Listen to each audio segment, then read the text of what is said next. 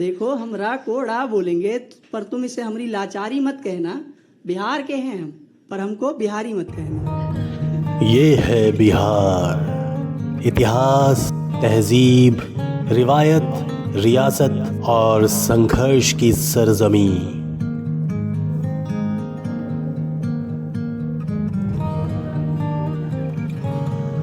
The channel देखने वाले हमारे दोस्तों, आज हम आपको लेकर चल रहे हैं उस ज़मीन पर जिसने हिंदुस्तान की सबसे पुरानी कहानियाँ लिखी हुई हैं, उस धरती पर जिसने दुनिया को ज्ञान दिया, साहस दिया, क्रांति दी और जहाँ के लोग आज भी अपनी मिट्टी की खुशबू को सीने से लगाकर जहाँ पर जाते हैं उस ज़मीन को महका देते हैं। जी हाँ दोस्तों, आज के चुनावी नतीजों के बीच हम बिहार को उसकी इतिहास, सांस्कृतिक, आध्यात्मिक, औद्योगिक और राजनीतिक पहचान के साथ समझने की एक कोशिश करेंगे, क्योंकि द चैनल की आज की कहानी है बिहार की।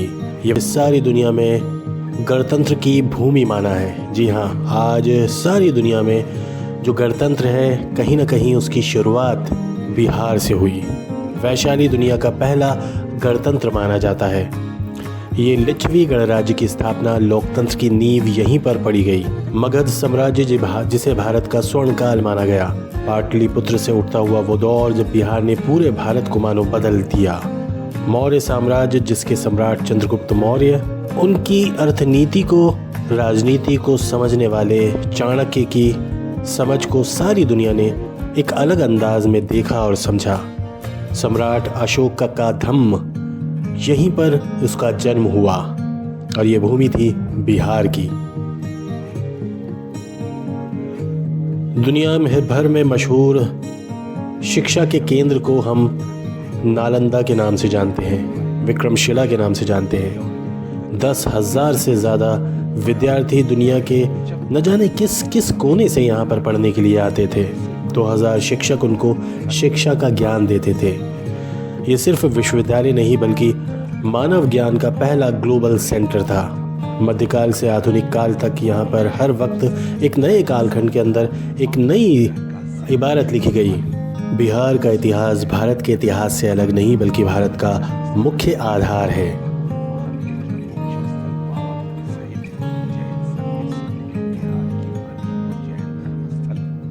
आध्यात्मिक बिहार, यही वो धरती है जहां भगवान बुद्ध को ज्ञान मिला। बौद्ध गया दुनिया का आध्यात्मिक नक्शा बदलकर एक नए स्वरूप में आज भी लोगों को राह दिखाता है। जैन धर्म के 24 में से 22 तीर्थंकरों का संबंध सीधे बिहार से है। सीतामढ़ी माता सीता का जन्मस्थल माना जाता है। गया, श्रद्धा, विश्व मोक्ष मार्ग, नालंदा, बौद्ध मार्ग दुनिया भर में आस्था का केंद्र बने हैं। आध्यात्मिक बिहार सिर्फ धर्म नहीं बल्कि शांति, ज्ञान और मानवता का संदेश है। बिहार, अगर हम आज़ादी के बाद के राजनीतिक कालखंड पर नज़र डालें तो इसको हम कुछ इस अंदाज में समझ सकते हैं। पहले 3 दशक में यहाँ पर कांग्रेस का दबदबा था। जयप्रकाश नारायण का आंदोलन यहीं से उभरा जिसने देश की सत्ता को बदल दिया, बल्कि यूं कहें कि देश की राजनीति को एक नई दिशा दी और देश की दशा बदल दी। साल 1977 से 2005 तक समाजवादी राजनीति का उदय हुआ, जो कहीं ना कहीं जेपी आंदोलन की देन था। इस कालखंड में लालू प्रसाद यादव, नीतीश कुमार, रामविलास पासवान जैसी राजनीतिक हस्तियां उभरी, जिन्होंने न सिर्फ राज्य बल्कि देश की राजनीति में भी अच्छा खासा असर छोड़ा। लेकिन राज्य के अंदर राजनीतिक एजेंडों के अंदर जो बातें, जो नारे लगातार उभरे वो है जातिगत राजनीति यानी जातिगत समीकरण, सामाजिक न्याय की बात, मंडल कमंडल की राजनीति।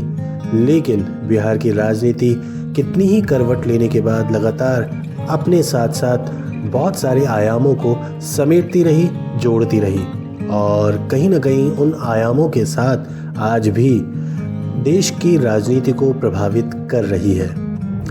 लगातार 10वीं बार मुख्यमंत्री बन रहे नीतीश कुमार राज्य की विकास की इस दिशा को किस तरह से बदल सकते हैं और क्या नई दिशा दिखाएंगे, ये देखना दिलचस्प होगा। लेकिन हम बात करें 2005 से आज तक की, विकास बनाम सामाजिक न्याय की राजनीति आज भी सड़कों पर की जाती है, जो बिहार के लिए बहुत मायने रखती है। सड़कें हों, बिजली हो, कानून व्यवस्था हो या शिक्षा के हालात, सवाल बहुत सारे हैं, लेकिन जवाब तलाशे जा रहे हैं। गठबंधन की राजनीति भारत को देने की शुरुआत कहीं ना कहीं बिहार से हुई और आज भी यहाँ पर ये सुनियोजित तरीके से चल रही है। आज का चुनावी परिदृश्य कुछ अलग है लेकिन फिर भी मजबूत नज़र आता है। जनता आज यहाँ पर विकास की बात करती है, रोजगार के मुद्दे उठाती है, सुरक्षा और प्रवास जैसे कई सारे सवाल प्रशासन से, सरकारों से कर रहे हैं। युवा बेरोजगारी का सबसे बड़ा पॉइंट सबके सामने रखते हैं। इस बार का चुनाव बिहार की इन्हीं मुद्दों के इर्द गिर्द होता नजर आया है, लेकिन देखते हैं कि एक नई सरकार जो बीते कई सालों से इस दशा और दिशा को सुधारने का प्रयास कर रही है, आने वाले 5 साल के अंदर इस सुशासन के साथ साथ वो कौन से और आयाम जुड़ते हैं जो बिहार को राष्ट्रीय परिदृश्य में किस मुकाम पर पहुंचाते हैं।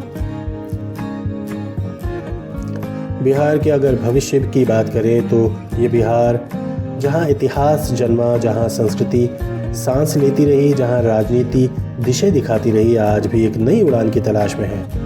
बेहतर शिक्षा, इंडस्ट्री में निवेश, युवाओं को रोजगार, पर्यटन और संस्कृति का विकास, अगर ये 4 स्तंभ मजबूत हो जाएं तो बिहार एक बार फिर भारत का मगध नालंदा वाला कल वापस ला सकता है, वापस लिख सकता है।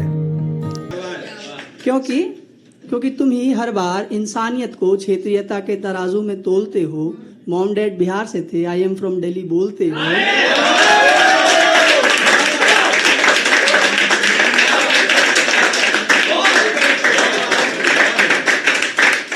मोमो से तुम्हारे मुंह का स्वाद बढ़ता है और लिट्टी चोखा से नाक चढ़ता है। लहजे पाक को तुमने नापाक कर दिया, अदब के भैया जी को तुमने मजाक कर दिया।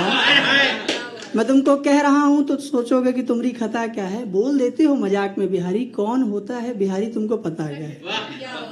आज मैं आईएएस की बात नहीं करूंगा, गणित को तो छोड़ दो ना, ये कहूंगा कि कितने ऊंचे पदों पर हमारी हिस्सेदारी है। बस कोशिश करूंगा तुमको ये समझाने की कि होता कौन एक बिहारी है। जो हर सूरत बदल दे वो दिनकर रामधारी है, जो पर्वत चीर दे वो मांझी की जिद और खुमारी है, जो सत्ता हिला दे वो जयप्रकाश क्रांतिकारी है, जो संसद चला दे राजेंद्र प्रसाद की समझदारी है, जो छीन कर दे नभ को कुंवर सिंह की तलवार तेजधारी है, जो कर दे पावन अपनी सहनाई से बिस्मिल्लाह खा की धुन वो प्यारी है। इम्तियाज, शत्रुघ्न, मीका, सुशांत, ये सब की कलाकारी है। अब रुक जाता हूँ। दोस्तों, ये था हमारा आज का खास फीचर। फिलहाल द चैनल की टीम आपसे यही उम्मीद करती है कि आप हमारे इन प्रयासों को कितना और कैसा मानते हैं, इसके बारे में हमें ज़रूर बताइए।